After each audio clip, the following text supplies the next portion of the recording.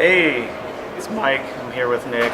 Just got back from the EA press conference at E3 2013, and I gotta say, I'm more impressed with the EA conference than I have been in quite some time. Yeah, they killed it. Lots and lots of games, everything. We came out, we said, we want to play every one of those games. Yeah, pretty much.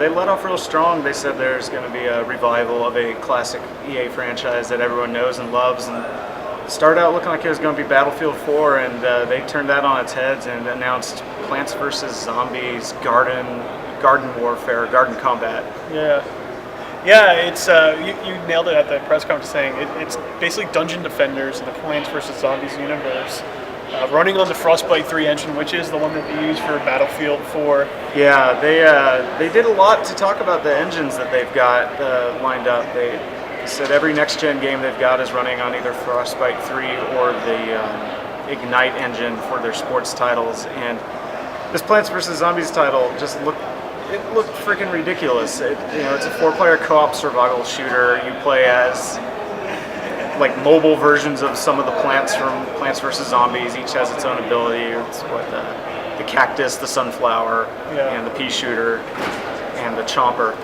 And you plant plants in hard points, just like turrets and Dungeon Defenders, and you fight bosses like the Disco Zombie and the Giant Zombie. And it looked like a ton of fun.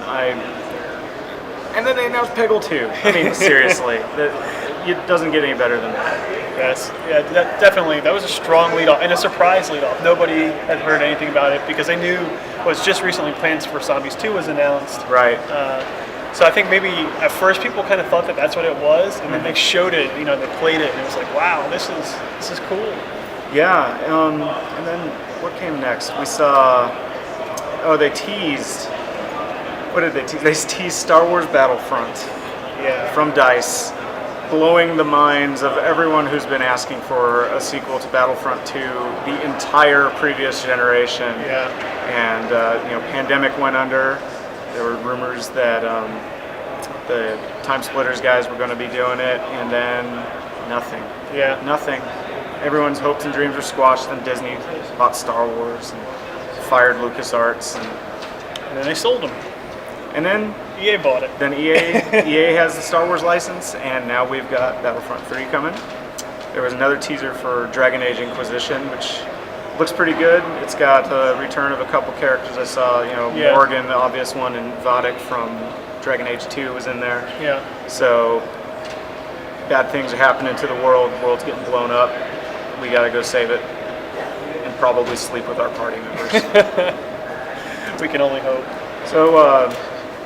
What was next? Need for Speed.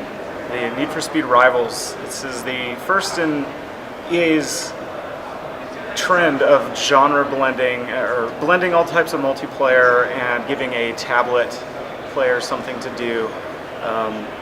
There's a mode that you can hop into where you can play as single player, you can play as co-op, and partners or friends of yours can just show up and say, hey, I want to be on the opposing team, and just roll straight in seamlessly.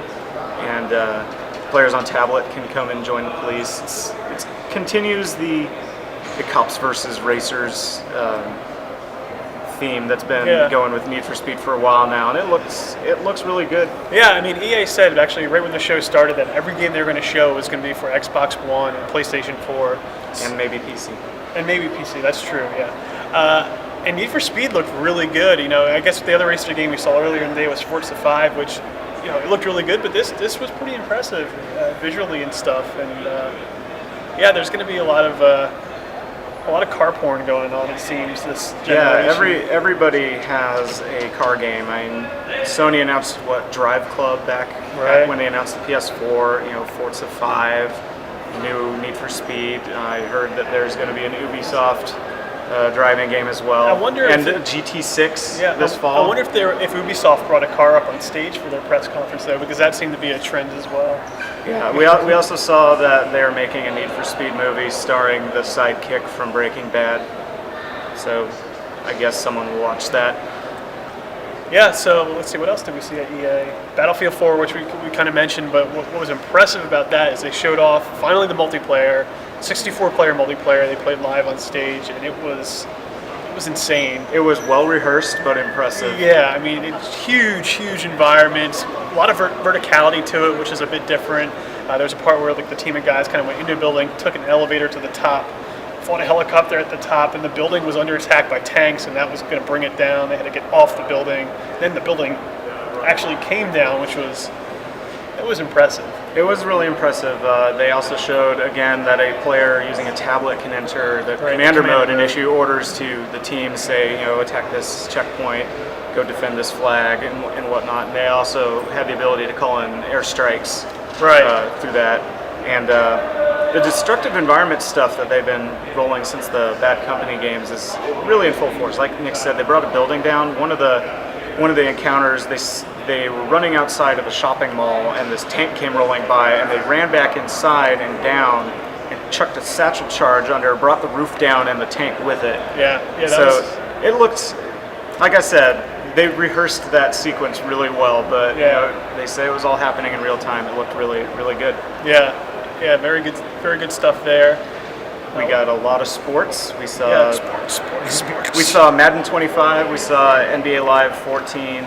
We saw UFC and FIFA. And FIFA looks really good. The UFC game looks pretty impressive, and they're all boasting the usual roster updates and AI enhancements and control stuff. Every game has its own set of buzzwords that's been improved by AI buzzword. What was it? It was the bounce tech. Bounce tech, for NBA. Yeah, the ball is now not leashed to your hands. It is being rendered. It is fully bounce teched through the power of the next generation. And after all that, there's one last surprise. DICE is bringing back Mirror's Edge, and I couldn't be happier. That game had problems that I could create a laundry list of things that were wrong with that game, but it had a lot of great ideas. It did something no one else was doing, and it had a beautiful aesthetic, and I'm glad to see that they're getting another shot at making a Mirror's Edge game. Yeah, definitely. Everyone was super ecstatic about that one for sure. So yeah, and I had to. It probably didn't come through on the TV, but I was really pleased to see pleased to hear that after the lights went down, after the trailer had been shown, the sound tech in the Shrine Theater decided to play George Michael's Faith. Made me laugh. Made a few people laugh. Made some people groan. Yeah. But that was the E3 press conference. Yeah. Very solid. So props to them. Yeah, looks good. Everybody else got to bring it now.